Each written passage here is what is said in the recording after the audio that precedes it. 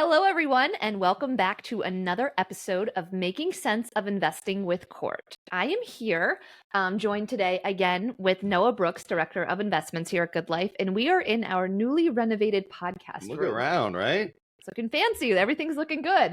So we're here, going to be talking today about sort of the highlights from the first quarter, sort of where we're at. We're already into the second quarter, but just the earnings season that we went through, and then highlight some of the major geopolitical things that are going on, all over the world right now that could be affecting the markets. And of course, touch on our friends at the Fed in regards to just the interest rate environment that we're in. I know a lot of people just got their statements and maybe saw a little bit of a decline there, but we can speak to some of that for sure. Absolutely.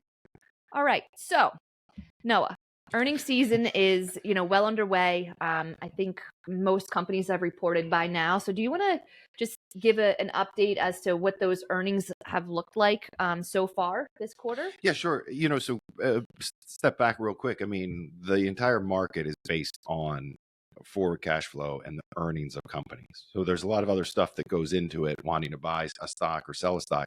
But in the end, stocks are valued on how much money that they make, right? Yeah. So when there's an expectation for lowered earnings, that plays into the market. When there's an expectation for higher earnings, of course, you're going to see the market go up. First quarter, most of the earnings are out for the first quarter. I think about 90% of the earnings have actually been announced. Yeah. Of that, 72% were positive earnings, and the year-over-year revenue growth or earnings growth, was up over 5% in the first quarter. Fairly strong. Yeah, by that's historical very, standards. very, very strong. And that even plays into, and we'll talk about rates here in a moment, but that plays into some of the higher rates, right? So companies are kind of adjusting, even though they have to adjust, they're still making money and they're still growing their earnings. I think it should be pointed out. Okay, so that's a bit of good news. Yeah.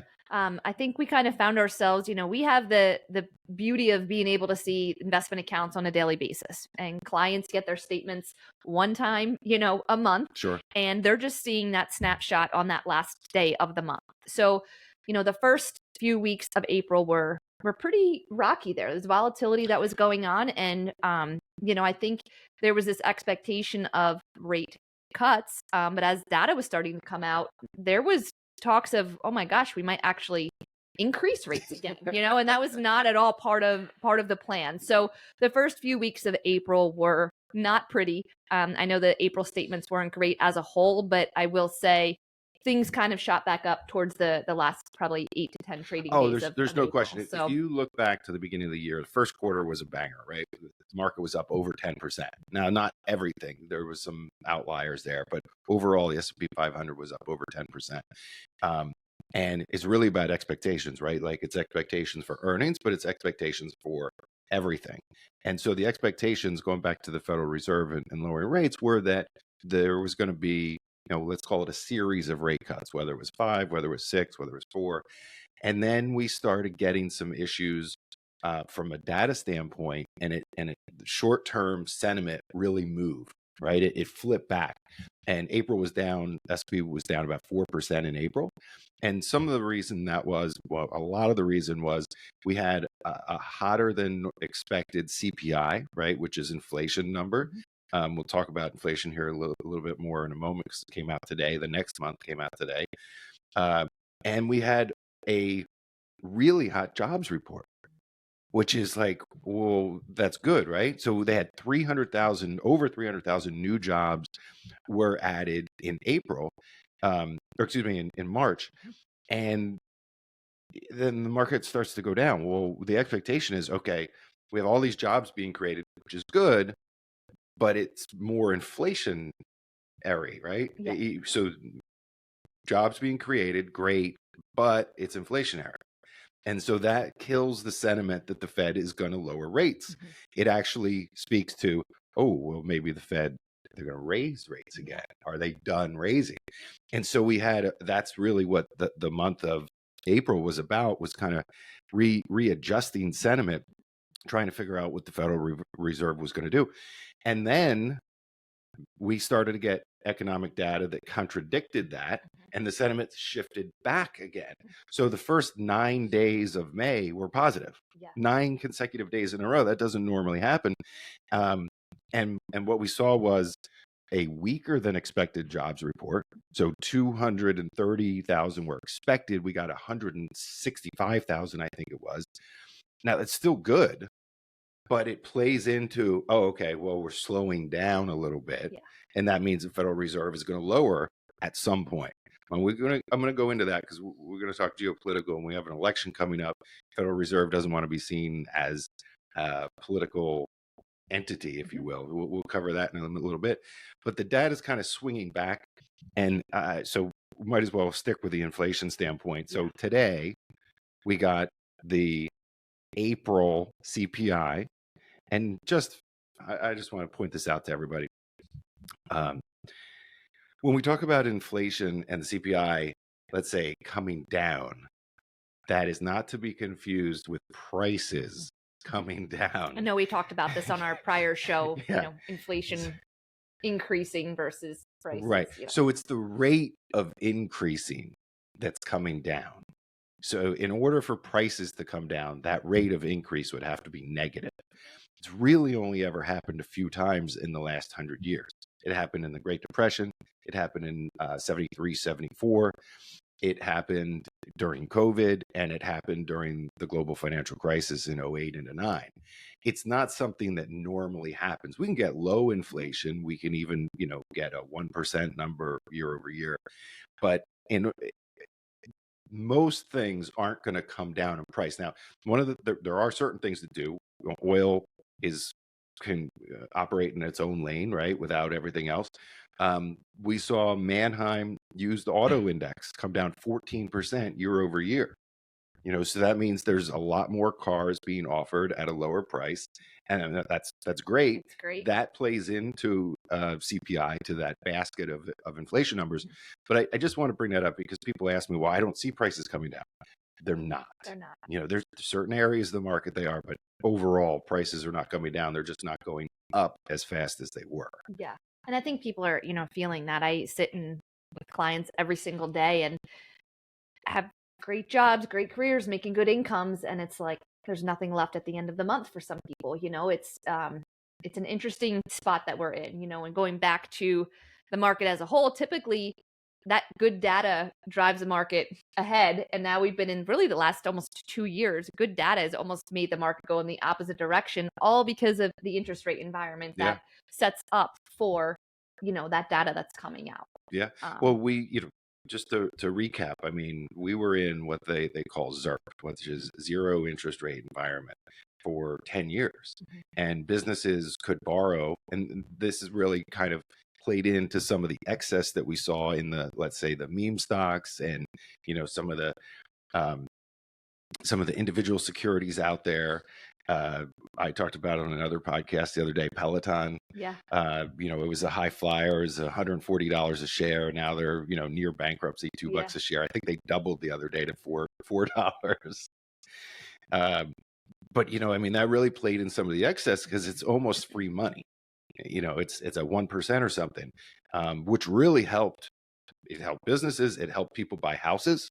I mean, anybody that bought a house up until about a year and a half ago, they were probably in a 2 to 3% mortgage. People refinance, and still make those same payments, but now they're paying more at the principal and paying things off quicker. So we had this big move in interest rates, which we saw in the stock market in 2022, right? S&P was down 20% in 2022. That's that expectation of rates being significantly higher. And now everything's kind of flat. It was that brief moment in time where we thought, could they raise again? And everybody, that was it, Panic. Yeah, it was rough. It was a rough April. But like I said, first 9 days of May have all been positive. We have a lower than expected CPI that came out today. And I'll just say it, depending on when this comes out, new all-time highs this morning. Right.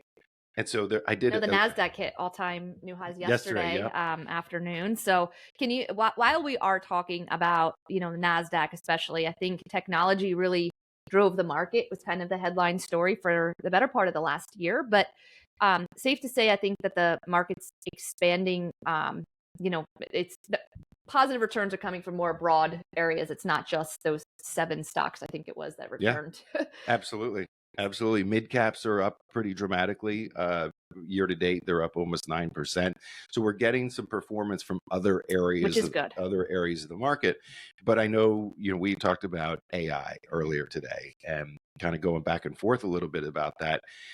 It's one of those areas of the market that isn't, we're going to be talking about artificial intelligence and technology as long as we're alive. Yeah. I mean, we're not going back to the big black rotary phones. Even though I love one, I have one in my office I as know a you as a do. prop, but we're not going back to that. Yeah. And it comes down to productivity, Mhm.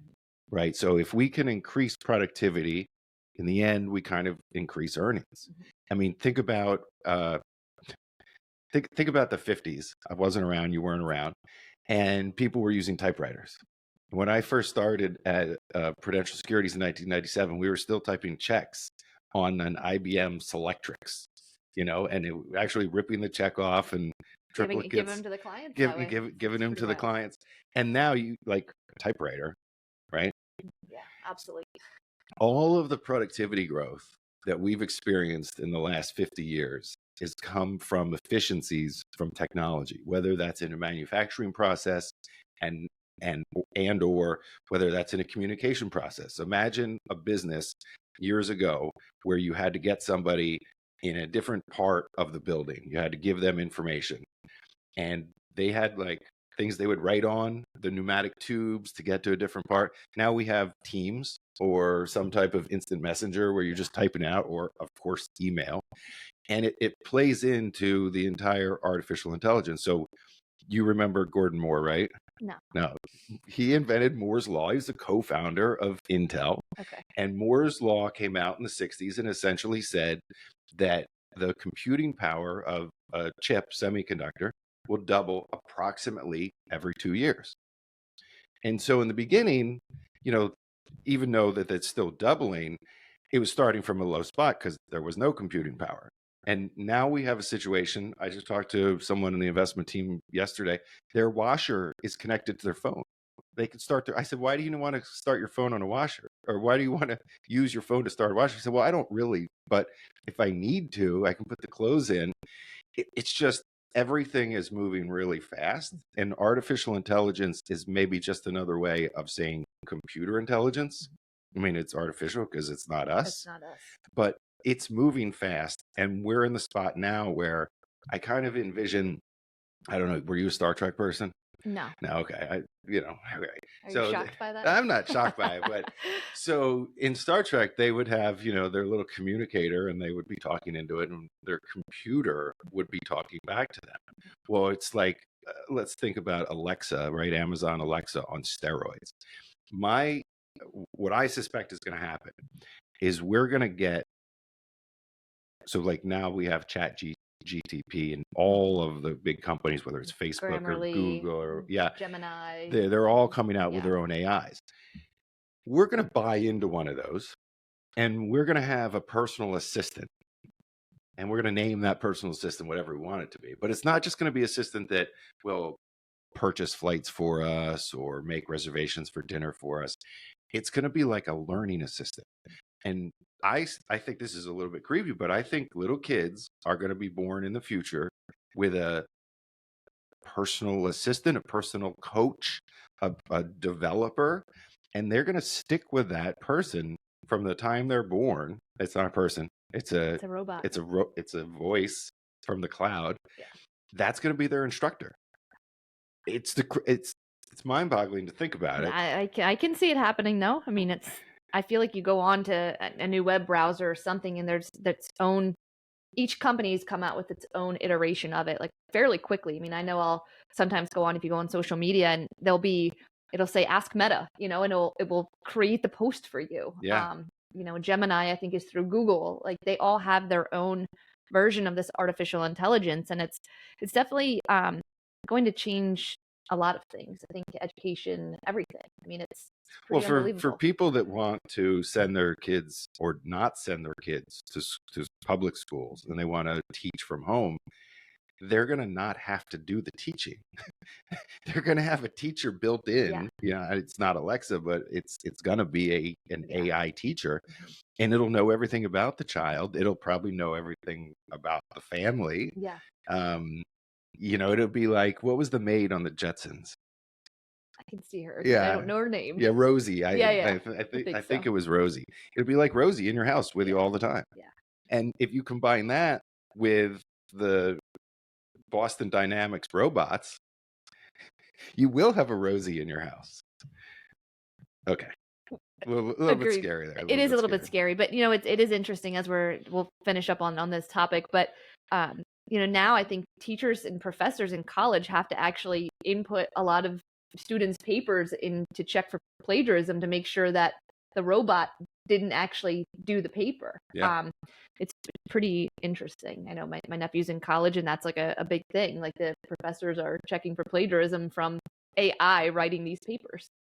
So I wish anyway. I had AI So 20 going 25 back, years ago. coming full circle with this, we were talking about technology and especially the AI space. I think very much drove a lot of, especially the Nasdaq over the course of the last 12 months. But it is good to see that, that growth is broadening to other areas of the market. As an overall growth story, we're kind of getting a little bit from different sectors. So that's a positive. Yeah, one of the other things I missed it earlier. Obviously there's categories growth and value, and Mhm. growth has been a leader. 2 Fridays ago, we got a monster report from Berkshire Hathaway. All right, so Berkshire, Warren Buffett's company, they own insurance companies, which we all know that cost of insurance, especially car insurance, that's in the CPI. That was up, I think, 22% year over year. Yeah, Well, that came through in their earnings. Their earnings were up like 30% year over yeah. year.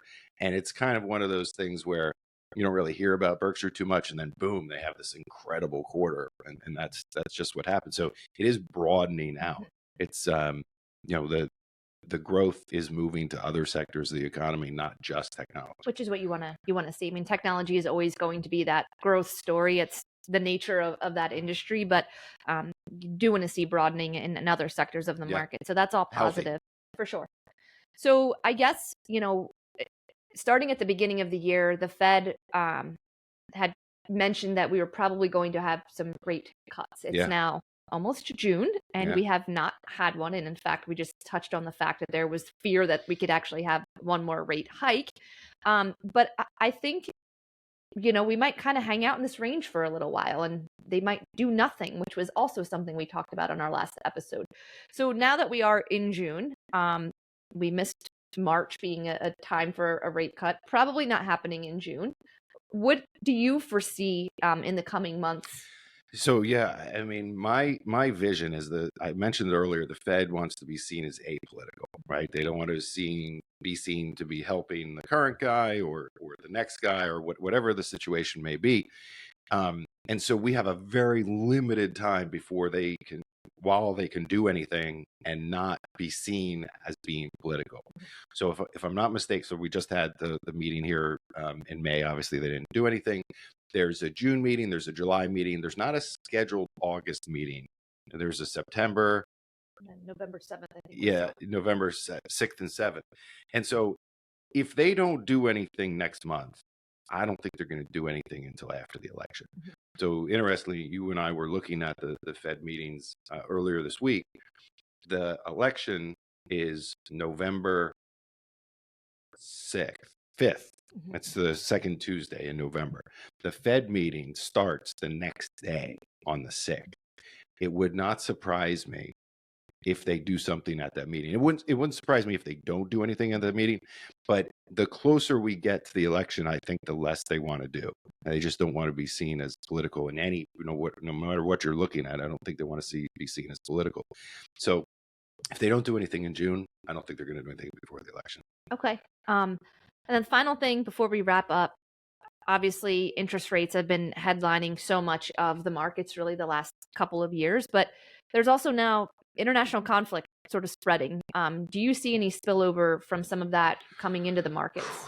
That is tough. We have a current war, right, in Europe with Russia and Ukraine.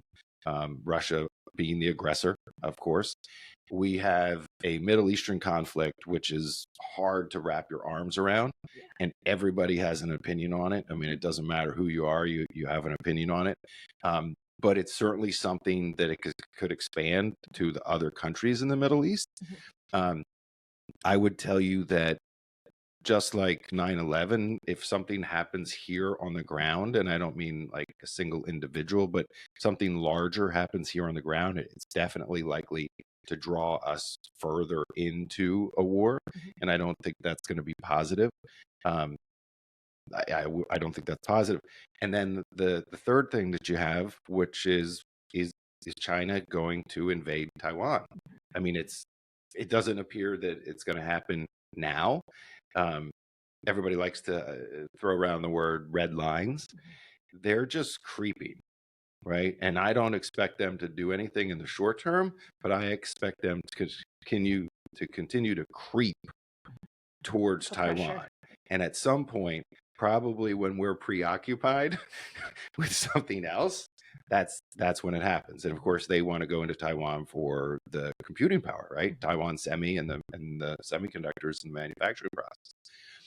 And then we have, of course, an election coming up, which is, man, It always adds to. it always adds to it. So here's what I would tell you. In the short term, there's going to be volatility. I mean, it doesn't take a rocket scientist to know that. Yeah. But what it does take is it's important for us to just recognize that that's going to happen, because in the midst of it, you go, oh my gosh, that's the worst thing. And, I should have done this or I should have done that. Some preparing for this, I have a few notes here. 25 years since we hit Dow 10,000, right? 25 years. Yeah. 1999, we had Dow 10,000. Today, I didn't look just in the last 10 minutes, but we were about 200 Dow points away from Dow 40,000. It's incredible. 7 months ago, back in October 27th, was kind of the low for the year for 2023. Since October 27th, the market's up 28.5%.